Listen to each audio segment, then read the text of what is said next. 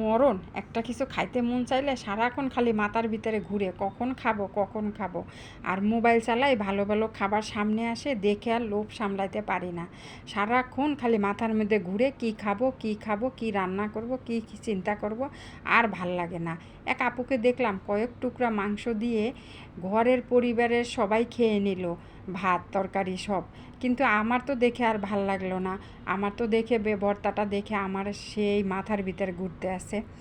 তারপরে চিন্তা করলাম যে আপুর মতো বানানো শুরু করে দিই।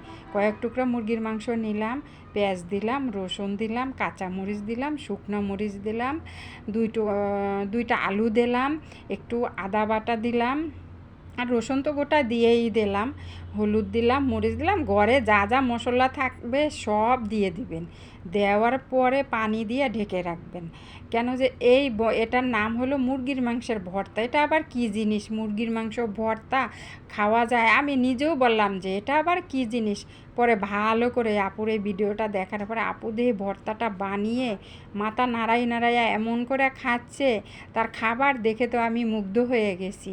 তারপর থেকে আমার মাথায় ভূত চাপলো যে আমি এভাবে বানিয়ে খাবো, মাথা নাড়িয়ে নাড়িয়ে খাবো। কিন্তু আমার তো মাথা নাড়ানোটা আপনারা দেখতে পাবেন না। যাই হোক, না দেখতে পারেন সমস্যা নাই, আমার রান্নাটা তো আপনারা দেখতে পাবেন।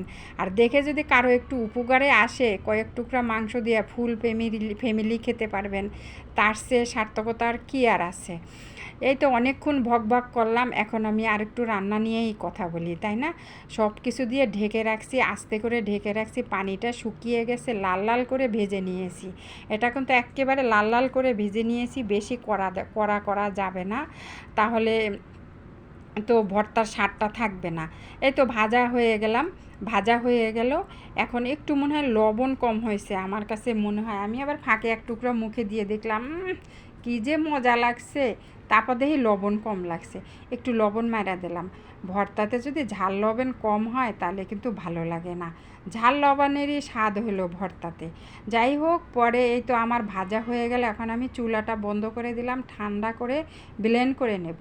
ব্লেন্ড করা কিন্তু আবার দেখাবো না, মনে কিছু করবেন না। ব্লেন্ড হয়ে গেল। এই যে দেখেন, আমি আদা ভাঙা করে নিলাম।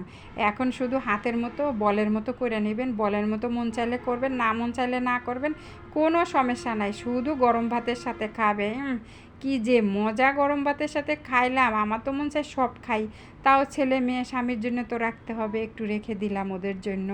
কিন্তু একবার খেয়ে দেখেন কি যে দারুণ লাগবে। মুরগির মাংসের ভর্তা অসাধারণ অসাধারণ, বলে তুলনা করতে পারবো না।